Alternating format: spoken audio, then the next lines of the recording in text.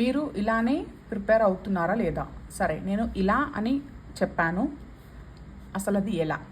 Okay, నేను confuse చేయకుండా మీకు క్లియర్గా ఎక్స్ప్లెయిన్ చేస్తాను.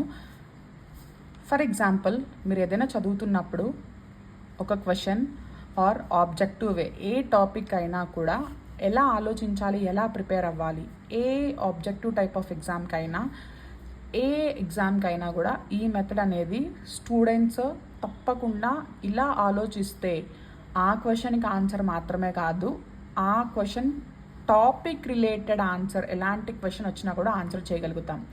సరే, నేను క్లియర్గా చెప్తున్నాను చూడండి. ఇక్కడ మీకు ఒక example question, who among the following is not associated with medicine in ancient India. So వాళ్ళు ఇచ్చిన ఆప్షన్స్లో 4 ఆప్షన్స్ చూసిన తర్వాత మనము ఏన్షియంట్ ఇండియాలో మెడిసిన్కి సంబంధించిన వ్యక్తి ఎవరు అని కనుక్కోవాలి. అది క్వశ్చన్.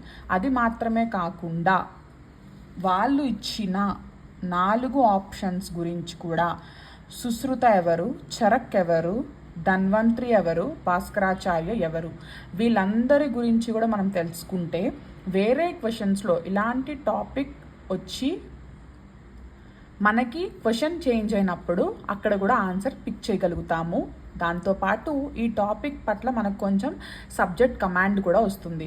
సో ఇక్కడ ఈ క్వశ్చన్కి కనుక మన ఆన్సర్ చూస్తే, who among the following is not associated with medicine in ancient India వచ్చేసరికి భాస్కరాచార్య. సో నాకు క్లియర్గా ఎక్స్ప్లెయిన్ చేసే అంత టైం షార్ట్స్లో ఉండదు కాబట్టి నేను ఇలా కూడా ఆలోచించాలి అని చెప్పేసి నేను మీకు క్లియర్గా ఆన్సర్ అయితే చెప్తున్నాను. సో వీళ్ళ గురించి కూడా మీరు ఎక్కువగా డీటెయిల్డ్గా అసలు గూగుల్ చేసి చూడండి, హూ ఆర్ దే అని. సెకండ్ క్వశ్చన్ కూడా అలానే చూద్దాం. So uplift of the backward classes was the main programme of the. So uplift of backward classes అనేది ఈ జరిగిన వాటిలో ఇక్కడ ఆప్షన్స్లో దేంట్లో main programme, so main intention ఏంటి అంటే, సో ఆప్షన్స్ చూద్దాం. ప్రార్థనా సభ, ఆర్య సమాజ్, రామకృష్ణ మిషన్, సత్య శోధక్ సమాజ్. సో వీటిలో ఆప్షన్స్లో ఆన్సర్ అయితే గనక సత్య శోధక్ సమాజ్. సరే, దీనికి క్వశ్చన్కి ఆన్సర్ ఇది. కానీ ఈ ప్రార్థనా సభ అంటే ఏంటి, ఆర్య సమాజ్ అంటే ఏంటి, రామకృష్ణ మిషన్ ఏంటి, అసలు ఇవన్నిటి యొక్క ఇంటెన్షన్స్ ఏంటి, ఇవందరూ వాటిని ఎందుకు స్థాపించారు, వాటి యొక్క విజన్ ఏంటి, మిషన్ ఏంటి అనేది కూడా మనం తెలుసుకుంటే సేమ్ రిలేటెడ్ క్వశ్చన్స్ వచ్చినప్పుడు మనకి ఆన్సరింగ్లో హెల్ప్ అవుతుంది.